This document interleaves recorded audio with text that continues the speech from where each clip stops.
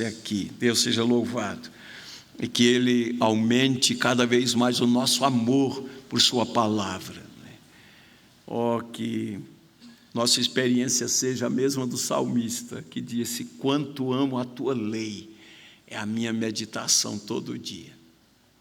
Atos dos Apóstolos, capítulo 3, o contexto está logo aí no verso 1 até o verso 10, mas eu quero ler sobre essa pregação de Pedro lá no templo.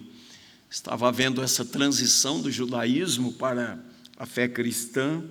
O templo era utilizado também para a pregação da palavra, para a oração. E quando aquele coxo de nascença foi curado, isso causou uma admiração, porque aquele homem era conhecido, era colocado à porta do templo para pedir esmolas. Muitos conheciam, quem frequentava o templo ali conhecia. Agora viram esse homem andando, saltando no templo, todos correram para ver o grande acontecimento. E o verso 11 diz assim: enquanto aquele homem ainda se mantinha ao lado de Pedro e João, todo o povo, perplexo, correu para junto deles no pórtico chamado de Salomão. Quando Pedro viu isso, dirigiu-se ao povo dizendo: israelitas, por que vocês estão admirados com isto? Ou por que vocês estão com os olhos fixos em nós, como se pelo nosso próprio poder ou piedade tivéssemos feito esse homem andar? O Deus de Abraão, o Deus de Isaque, o Deus de Jacó, ou seja, o Deus da aliança, o Deus dos nossos pais, glorificou o seu servo Jesus, a quem vocês traíram e negaram diante de Pilatos, quando este já havia decidido soltá-lo. Vocês negaram o santo e o justo e pediram que fosse solto um assassino. Vocês mataram o autor da vida. É algo bem paradoxal, né? Mataram o autor da vida, a quem Deus ressuscitou dentre os mortos, do que nós somos testemunhas. Pela fé, no nome de Jesus, é que esse mesmo nome fortaleceu a este homem que vocês estão vendo e bem conhecem. Sim, a fé que vem por meio de Jesus deu a este homem saúde perfeita na presença de todos vocês. E agora, irmãos, eu sei que vocês fizeram isto por ignorância, como também as suas autoridades o fizeram. Mas Deus assim cumpriu o que tinha anunciado anteriormente pela boca de todos os profetas, que o seu Cristo havia de padecer. Portanto, arrependam-se e se convertam para que sejam cancelados seus pecados, a fim de que da presença do Senhor venham tempos de refrigério e que Ele envie o Cristo que já foi designado para vocês, a saber, Jesus, ao qual é necessário que o céu receba até os tempos da restauração de todas as coisas de que Deus falou por boca dos seus santos profetas desde a antiguidade. Porque Moisés disse: o Senhor Deus fará com que, do meio dos irmãos de vocês, se levante um profeta semelhante a mim. A esse vocês ouvirão em tudo o que ele lhes disser. Quem não der ouvidos a esse profeta será exterminado do meio do povo. Todos os profetas, a começar com Samuel, assim como todos que falaram depois dele, também anunciaram esses dias. Vocês são os filhos dos profetas e da aliança que Deus estabeleceu com os pais de vocês, dizendo a Abraão: na sua descendência serão abençoadas todas as nações da terra. Tendo Deus ressuscitado o seu servo, enviou-o primeiramente a vocês, para abençoá-los no sentido de que cada um abandone as suas maldades. Até o verso 26. Vamos orar. Ó Deus, cremos na Tua palavra, que ela é a verdade. Cremos na Tua presença aqui entre nós. Cremos na ação poderosa do Espírito Santo, que é o Espírito da verdade, o mesmo que inspirou essas palavras que lemos, é aquele também que nos ilumina, que nos dá entendimento, que nos guia para toda a verdade. Nós te agradecemos pela palavra do Senhor, pelo privilégio que temos de livremente expor as Escrituras, Pai. Semanalmente temos nos encontrado aqui para essa exposição bíblica. Louvado seja o teu nome. Desperta em nós fome da tua palavra, zelo pela tua palavra, amor pelo Senhor. E dá agora, Senhor Deus, que o Senhor fale, porque a tua palavra é viva e eficaz, e que o teu nome seja glorificado. Oramos assim no nome de Jesus. Amém. Amém. Meus amados, se puderem permanecer com a Bíblia aberta, seria muito bom.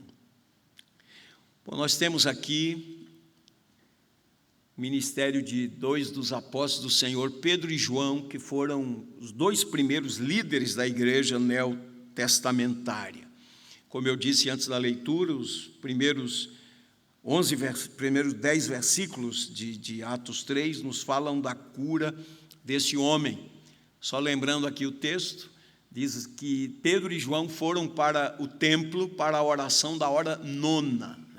Os judeus contavam assim: a terceira hora, 9 da manhã, a hora sexta, meio-dia, hora nona, 15 horas, 3 horas da tarde. Então, havia esse momento de oração e os discípulos foram para orar. E ali estava o coxo, que era colocado ali sempre, era um lugar estratégico, as pessoas passavam ali.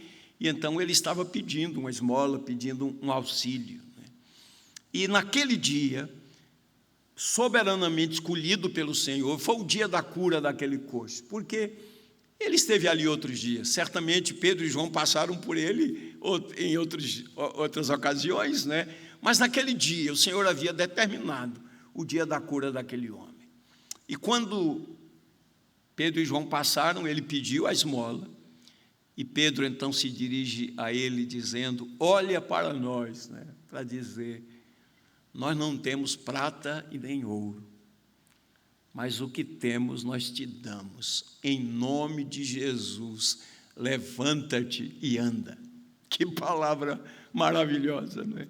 Irmãos, vejam, esse homem era um coxo de nascença, nunca tinha andado, certamente nunca tinha sequer engatinhado, nunca tinha andado, não sabemos aqui a idade dele precisa, mais adiante nós vamos ouvir alguma coisa sobre isso. Mas diz o texto que pelo poder do Senhor, naquele exato momento, ele se colocou de pé de um salto, Pedro ainda tomou a mão dele, e ele entrou no templo, saltando. Imagine um homem que nunca andou, agora estava saltando, pulando de alegria.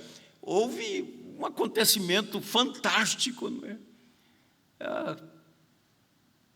um dia comum, foi um dia extraordinário pela ação poderosa do Senhor. E aqui nesse texto nós temos também a pregação apostólica, e essa pregação vai desencadear uma oposição da parte das autoridades dos judeus. Nós temos aqui, depois Pedro e João, capítulo 4, nos fala sobre isso, diante do Sinédrio, E esses líderes religiosos tentaram intimidar os servos de Deus, para que eles não anunciassem, porque eles tinham pavor de ouvir que Jesus havia ressuscitado. E essa mensagem era central, essencial, a cruz de Cristo e a sua ressurreição, na mensagem apostólica, na mensagem do Evangelho. Esse local aqui, que é chamado Pórtico de Salomão, era um local específico para o ensino religioso. Nós temos uma referência, até anotei aqui, baseada lá no Evangelho de João, capítulo 10, verso 23, que diz assim: andava Jesus passeando no templo, no Pórtico de Salomão. Jesus esteve nesse mesmo lugar.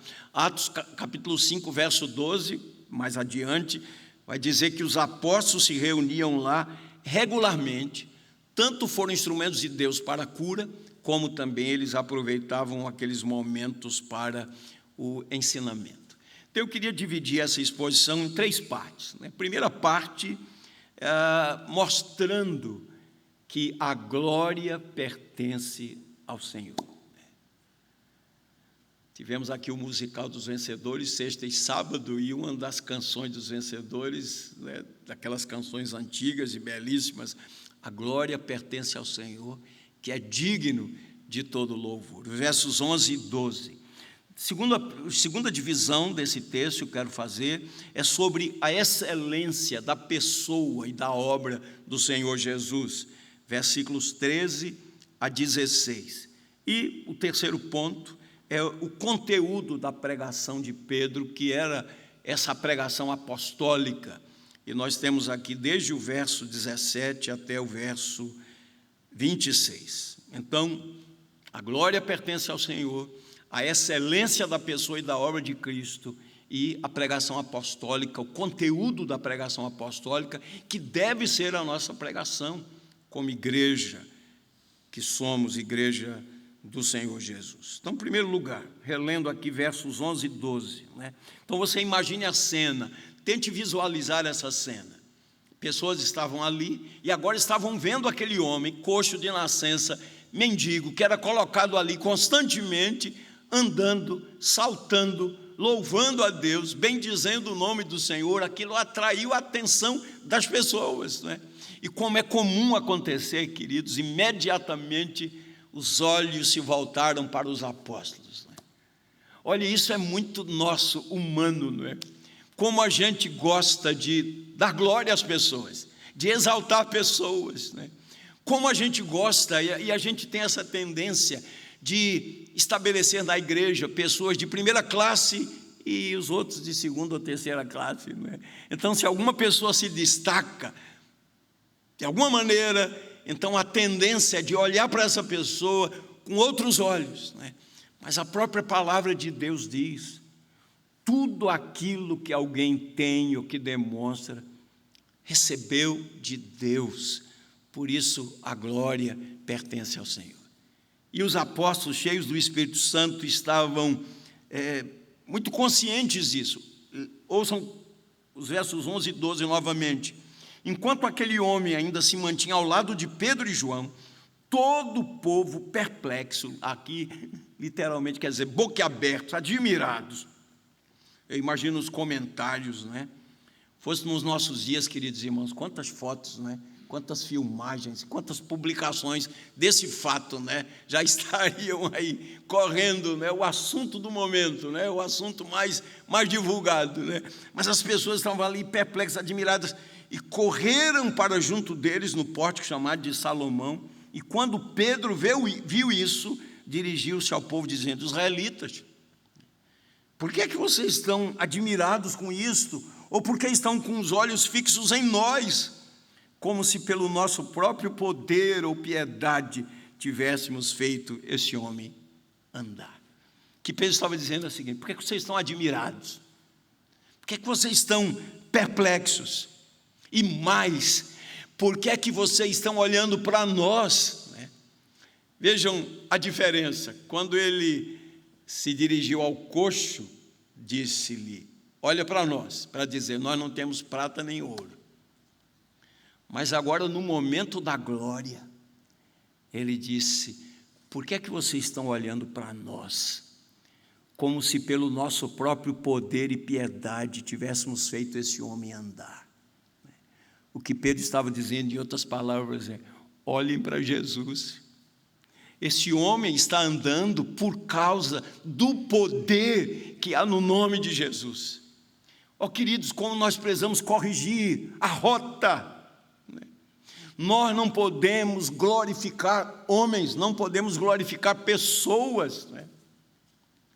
Tem um texto de Ronaldo Lidório e uma pregação também, que fala exatamente sobre isso. Não glorifiquemos pessoas. A glória pertence ao Senhor. Quando nós conhecermos, e nós conhecemos, pregadores de destaque, pregadores a quem nós amamos e respeitamos e ouvimos, que nós olhemos, queridos irmãos, para esses pregadores, não para adorá-los, não para exaltá-los, não para colocá-los nos pedestais, mas que nós olhemos para esses pregadores e concluamos: que graça maravilhosa é a graça de Deus na vida desse pregador, desse servo de Deus, né? Desse líder, né? Ou de alguém que se destaca na igreja, né? Um musicista maravilhoso, um compositor de hinos belíssimos, ou alguém que toque. Queridos, não glorifiquemos pessoas, porque tudo que temos, dons e talentos, nós recebemos do Senhor. O salmo que lemos no início diz: não a nós, Senhor, não a nós, mas ao teu nome da glória. O apóstolo Paulo teve essa experiência em uma viagem missionária, quando esteve em Antioquia da Psídia. Houve uma cura também, e aquela sociedade pagã concluiu: os deuses em forma de homens chegaram até nós, e viram em Paulo e em Barnabé divindades, e quiseram oferecer sacrifícios a eles, como se eles fossem dignos de um culto.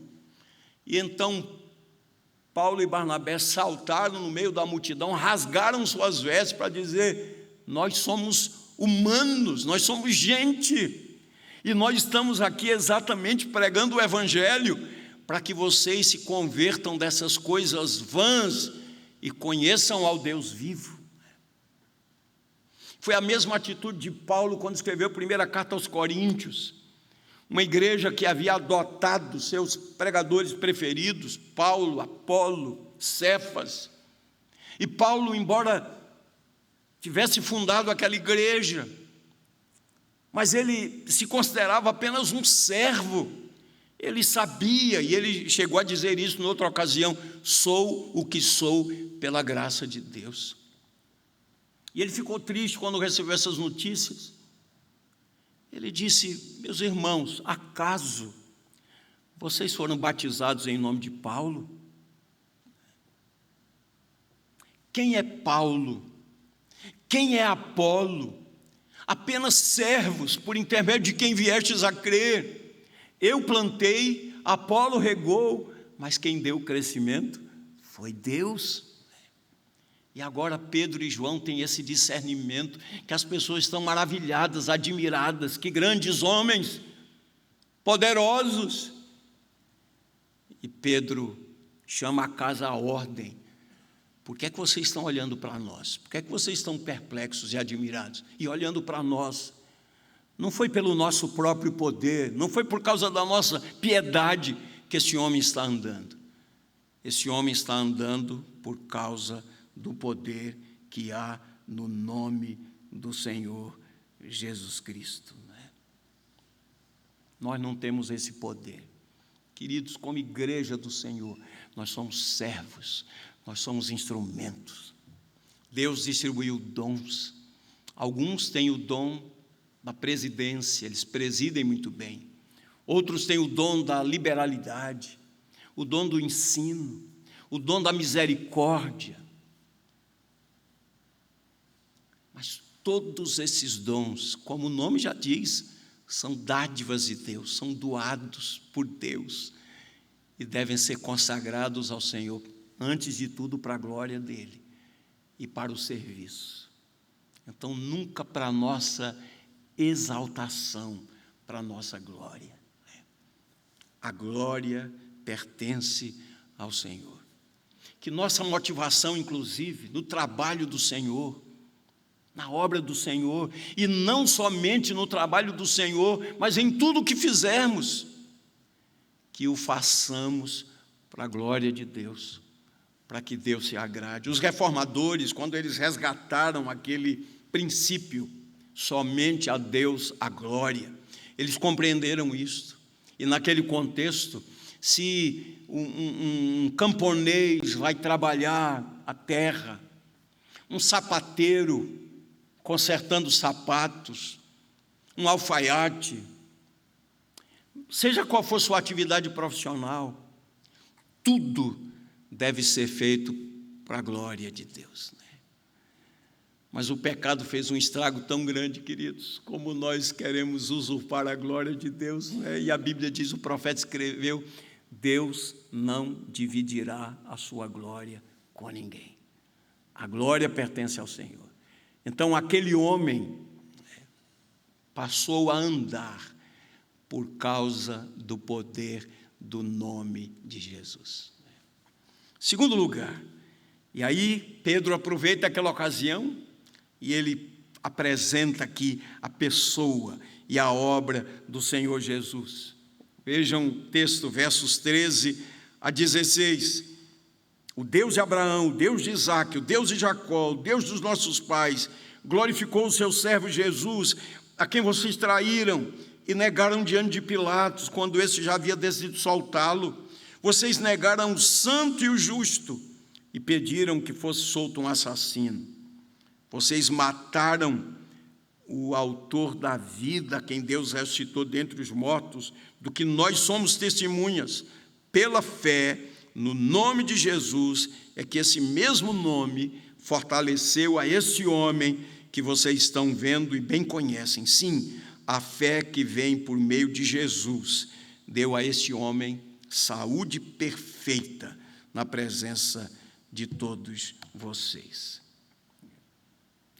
Queria fazer aqui 3 destaques nesses versículos 13 a 16. Primeiro, pensando na crucificação do Senhor. Alguém disse que a crucificação do Senhor Jesus foi o maior crime da história. O texto faz 2 afirmações sobre Jesus e 2 atitudes do povo para com ele. Primeiro diz que ele é santo e justo. A Bíblia mostra claramente que Jesus nunca cometeu pecado e dolo algum se achou em sua boca. Ele foi perfeito. Ele até foi tentado. O escritor aos Hebreus diz que ele foi tentado em todas as coisas, à nossa semelhança, mas sem pecado. Por isso ele é poderoso para socorrer os que são tentados. Mas ele não pecou, nunca pecou. O santo e o justo. E Pedro diz, vocês traíram e negaram. Pilatos estava até convencido a soltá-lo, mas vocês preferiram um malfeitor a Jesus, o santo e o justo. Um homem que estava preso pelo fato de ter praticado o mal feito, ter praticado crimes. Vocês preferiram a soltura de um criminoso e vocês traíram e negaram aquele que é santo e justo. É certo que Jesus veio mesmo para ir à cruz, né? Mas ele foi morto por mãos de iníquos, né? Porque ele foi rejeitado. Essa é a verdade. O mais rejeitado entre os homens, como diz o profeta Isaías, né? O mais rejeitado. Um homem de quem os homens viram o rosto e dele não fizeram, não deram importância nenhuma a ele. Mas o Evangelho, queridos, fala não apenas da cruz. A cruz, ela não representa a derrota do Senhor. A cruz não representa o fracasso do Senhor. É certo que aqueles que estavam ali diante do Sinédrio, diante do Gólgota, quando Jesus estava crucificado, aqueles incrédulos, eles viram na cruz a derrota, zombaram dele, lançaram impropérios, menearam a cabeça. Você que destrói o templo, em 3 dias o reconstrói, desça daí. Salvou os outros, não pode fazer nada por si mesmo. Será que Deus gosta mesmo dele? Por que não vem ajudá-lo? Ele foi desprezado, zombado, embora estivesse ali em agonia na cruz, né? Mas como escreveu aquele famoso teólogo John Owen, né? Nós temos a morte da morte na morte de Cristo. Na verdade, ele estava esmagando a cabeça da serpente. A morte de Cristo não foi uma derrota, Ele morreu como Senhor, ele espontaneamente, voluntariamente deu a sua vida. Ele disse: ninguém tira a minha vida, eu mesmo a dou. Essa é a mensagem do Evangelho, por isso que o cantor sacro, o autor sacro escreveu: sim, eu amo a mensagem da cruz. Até morrer, eu irei proclamar. Pois um dia, em lugar de uma cruz, a coroa Jesus me dará. Ele triunfou. A cruz de Cristo representa, queridos, sua morte vicária, substitutiva. O justo morreu pelos injustos. Aquele que não cometeu nenhum pecado, fez-se pecado por nós. Nós precisamos olhar para a cruz, com esse olhar, porque a cruz revela essas duas realidades: a nossa realidade terrível, de condenados, de mortos em delitos e pecados, debaixo da ira de Deus, mas a cruz mostra o indizível amor de Deus, né? Tanto que Paulo não tinha uma palavra adequada e disse sobre o dom de Deus como sendo inefável. Graças a Deus pelo seu dom inefável. A cruz fala também desse amor de Deus, um amor incompreensível, né? O justo morrendo pelos injustos. Mas a cruz fala de vitória. O outro aspecto da pregação de Pedro é sobre sua ressurreição. A ressurreição de Cristo é prova irrefutável da sua messianidade e da sua divindade. Vocês já ouviram muito sobre isso. Os judeus esperavam um Messias que viesse a libertá-los do poder do Império Romano. Eles estavam pensando apenas de forma terrena, militarmente. Estavam pensando apenas em um reino terreno. Embora Jesus tivesse dito: o meu reino não é desse mundo, o Senhor estava falando de uma libertação muito mais profunda. E eles estavam pensando em algo terreno. A ressurreição do Senhor Jesus, queridos, autentica a nossa fé e autentica a nossa pregação. Se Cristo não ressuscitou, como escreveu Paulo, 1 Coríntios 15, a vossa fé é vã, a nossa pregação é vã, e somos tidos por mentirosos, porque temos asseverado que Cristo ressuscitou. Mas ele diz mais adiante, convicção, 1 Coríntios 15, 20, mas de fato Cristo ressuscitou, sendo ele primícias dos que dormem. E o terceiro aspecto aqui, ele fala da cruz, ele fala da ressurreição e fala nesse destaque da excelência da pessoa e da obra do Senhor, sobre o pleno poder do Senhor. E é muito bom que a gente perceba aqui Pedro dizendo, estava ali com João, os apóstolos, né? É muito bom isso. Nesses dias, quando homens se levantam como se o poder fosse deles, é muito bom a gente poder dizer que os apóstolos nunca se viram a si mesmo como fonte do poder, e sim como canais do poder. Eles tinham essa consciência. Eles não eram a fonte do poder, mas apenas canais, instrumentos, servos do Senhor soberano. É por isso que a mensagem deles era uma mensagem centrada em Cristo, apontava para Cristo. Por isso que esses homens não se autoglorificaram. Por isso que doía no coração deles quando havia qualquer manifestação de querer exaltá-los, né? Como eu citei Paulo e aqui, no caso, Pedro e João. A glória pertence ao Senhor, queridos. Na igreja, a pessoa mais importante é o Senhor.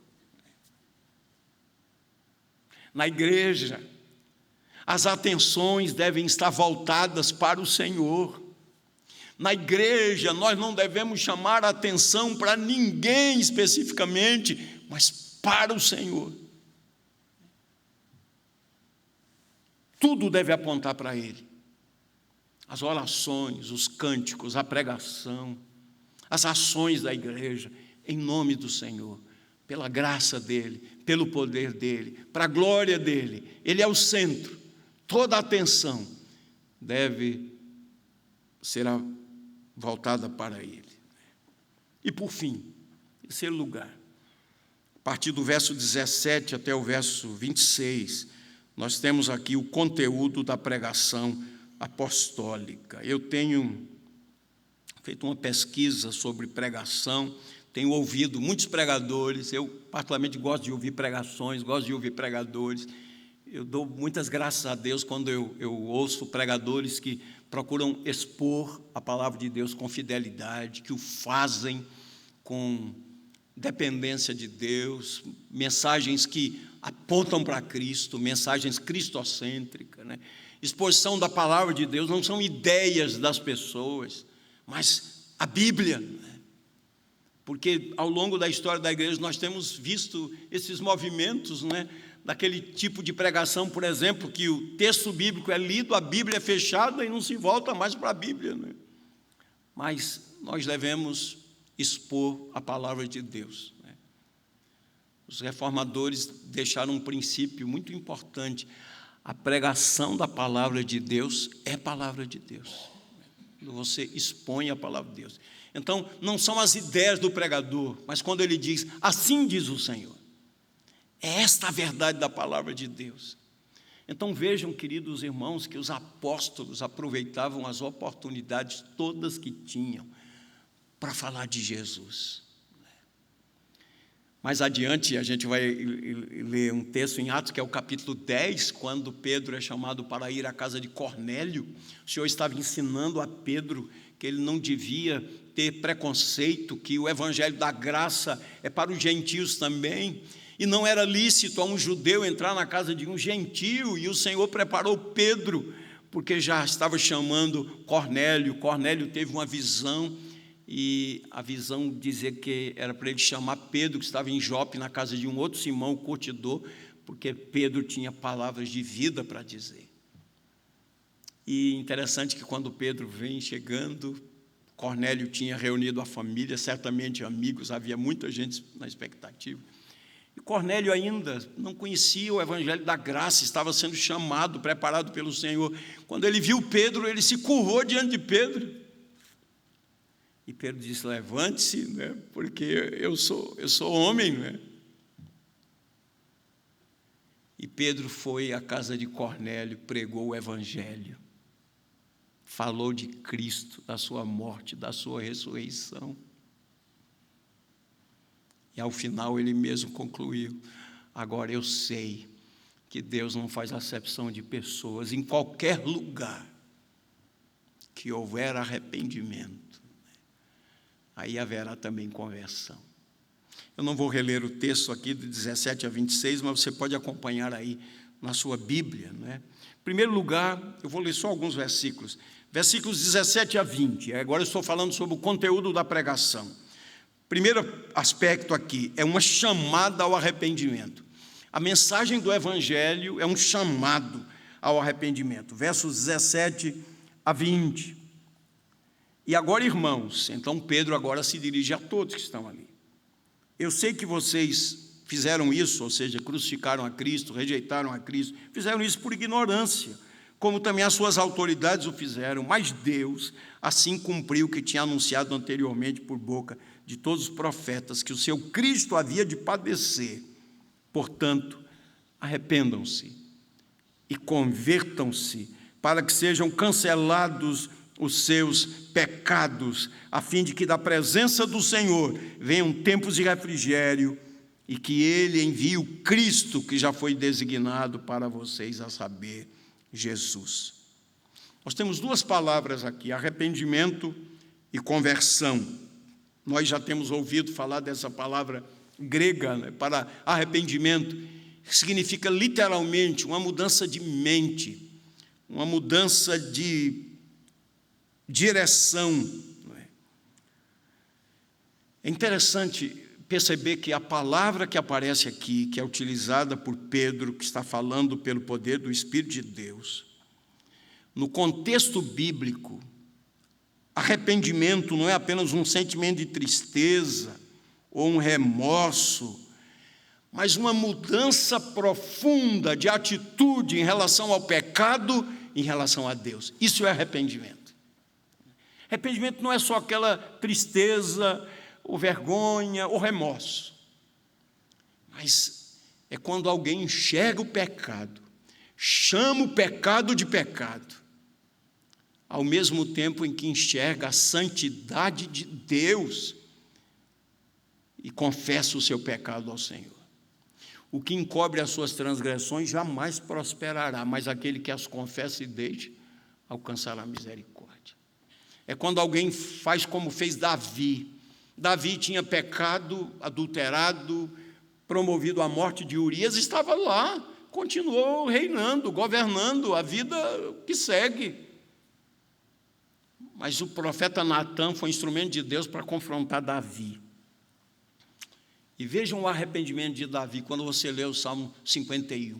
Ele não dá desculpas, ele não diz, a culpa foi da mulher que veio tomar banho aqui na minha janela, nada disso. Ele diz, compadece de mim. Segundo a multidão das tuas misericórdias, apaga as minhas transgressões. Lava-me completamente da minha iniquidade, purifica-me do meu pecado, pois eu conheço as minhas transgressões, o meu pecado está sempre diante de mim. Pequei contra ti somente, fiz o que é mal perante os teus olhos, de maneira que serás tido por justo no teu falar e puro no teu julgar. Esse homem está arrependido. Chama o pecado de pecado. Isso não é um remorso, não é uma tristeza, não é uma manipulação. Então, é esse o sentido do arrependimento. Arrependimento envolve mente, coração, emoção, a vontade. O arrependimento é profundo, é o reconhecimento do pecado e o reconhecimento da santidade de Deus. Isso é arrependimento. É reconhecer que está andando no caminho errado, sentir pesar por isso e decidir mudar de vida pela graça de Deus. Mas ele fala também sobre conversão. E aqui a palavra é bem conhecida, literalmente dar meia volta, voltar-se ou retornar. Então, no Novo Testamento é utilizado, e na Bíblia, no sentido de voltar-se para Deus. Estou indo numa direção, está errado esse caminho. É voltar para o Senhor.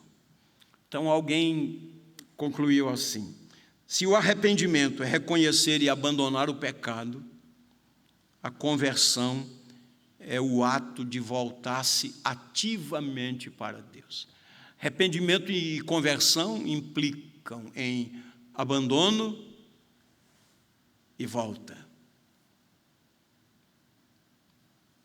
Então, queridos, o que Pedro estava dizendo ali, vocês erraram, pecaram, fizeram na ignorância. Mas o Senhor é um Deus que tem prazer em perdoar. O Senhor não tem prazer na morte do ímpio. Então é necessário mudar a maneira de pensar. Não há desculpa para continuar desprezando a Cristo. O ser humano é indesculpável. Então ele se arrepende e volta ao Senhor. Segundo o verso 19, fala de uma mudança na maneira de viver. Então, mudar o estilo de vida. Segundo aos Coríntios 5,17, se alguém está em Cristo, é uma nova criatura. E o verso 20 fala dos efeitos do arrependimento. Um efeito passado, presente e futuro. Passado, pecados perdoados. Presente, tempo de refrigério. E futuro, uma eternidade com o Senhor. É bom saber que o sangue de Jesus nos purifica de todo pecado. Um tempo de refrigério, aquela paz que excede a todo entendimento. Então, resumindo aqui, Pedro fala e começa com um chamado ao arrependimento, fala de uma mudança na maneira de viver, fala dos efeitos do arrependimento. Verso 21 fala de consumação. Ele diz que Jesus voltará. Alguém disse, a história se dirige a algum lugar, move-se, não sem rumo, mas sim com uma série de propósitos no caminho. Né? A gente acompanha o noticiário, né? Agora deu uma acalmada ali no Oriente Médio, mas a Terceira Guerra Mundial. Queridos, o Senhor está conduzindo a história. Jesus voltará. Todo olho o verá, até aqueles que o traspassaram, ele voltará. Né? E nós que estamos em Cristo, estamos do lado vitorioso, somos mais do que vencedores, por meio daquele que nos amou. Jesus voltará. Versos 21 a 24, ele fala de uma maneira belíssima sobre o cumprimento das profecias. Vale a pena ler, estou caminhando para o final, falando assim: é necessário que o céu o receba até os tempos da restauração de todas as coisas que Deus falou por boca dos seus santos profetas desde a antiguidade. Ele cita Moisés, que havia dito: o Senhor levantará um profeta semelhante a mim, a ele vocês devem ouvir. Quem não der ouvido a esse profeta, verso 23 diz, será exterminado. E o verso 24, todos os profetas, a começar com Samuel, assim como todos os que falaram depois dele, também anunciaram esses dias. Né? Então, a profecia dizia que o ungido de Deus, o Messias prometido, haveria de sofrer. E aqui nós encontramos a unidade das Escrituras Sagradas. Que bom, né? A Bíblia, ela se cumpre mesmo, há uma unidade, há uma mensagem central nas Escrituras Sagradas. E a última observação no sermão de Pedro aqui é o privilégio e a responsabilidade dos judeus. Né? O verso de número 26. Né? Agora está falando para eles, depois de ter o chamado ao arrependimento. Tendo Deus ressuscitado o seu servo, enviou primeiramente a vocês, para abençoá-los, no sentido de que cada um abandone as suas maldades. Né? Então, a ressurreição de Jesus é algo tão maravilhoso. Né? E essa mensagem de misericórdia, de esperança, ela foi anunciada primeiramente aos judeus. Né? Paulo disse isso em Romanos, capítulo 1, verso 16. Não me envergonho do Evangelho, porque o Evangelho é o poder de Deus para a salvação de todo aquele que crê. Primeiro do judeu, depois do grego, visto que a justiça de Deus se revela no Evangelho de fé em fé, como está escrito, o justo viverá pela fé. Bendito seja o nome do Senhor, queridos. Então, essa é a palavra que nós temos da parte do Senhor nesta noite. Né? Como podemos aplicar a nossa vida?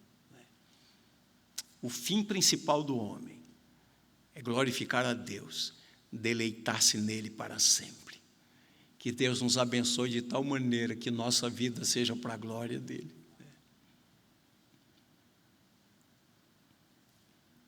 Paulo disse aos judeus, Romanos 2, por vossa causa, o nome de Deus é blasfemado entre os gentios. Que, pelo contrário, por nossa causa, o nome de Deus seja glorificado. Como Jesus ensinou no Sermão do Monte, assim brilhe a vossa luz diante dos homens, para que vejam as vossas boas obras e glorifiquem o vosso Pai que está nos céus. Segunda aplicação, queridos, que nosso coração seja iluminado pelo Senhor e enxerguemos a excelência da pessoa e da obra de Cristo. Né? Ele é maravilhoso, precioso, poderoso, santo, justo. Olhemos para Ele com gratidão, mas também com adoração, porque Ele é Deus. Né?